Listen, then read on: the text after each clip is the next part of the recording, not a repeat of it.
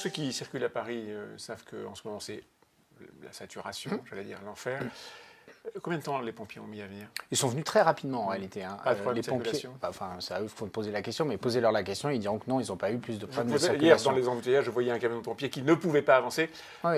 Il n'y a pas un Parisien qui ne s'est pas posé la question. Oui, bien sûr. Mais en réalité, les services de pompiers, ils remercient plutôt les aménagements que nous faisons. Pourquoi? Parce que les services de pompiers, ils ont accès aux pistes cyclables, ils ont accès aux voies de bus, etc. Ils ont besoin de liberté de circulation. Ce qui s'est passé, c'est une embolisation d'un secteur qui a été immédiatement condamné et qui crée une paralysie. Dans tous les grands événements internationaux de ce type-là, les attentats de Paris en 2015, le World Trade Center à New York, tout se fige. Il y a une embolisation. En plus, les gens arrêtent leur voiture, souvent sortent de leur voiture pour voir ce qui se passe, etc.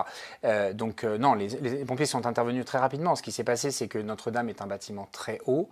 Donc l'intervention depuis le sol était extrêmement complexe. Et elle ne s'est pas vue tout de suite. Ça se voyait. Alors, et en réalité, ils sont intervenus tout de suite. Par Ce qui a été l'intérieur. exactement. On les a vus, nous, très vite, puisque j'étais sur le parvis à quelques mètres de la façade.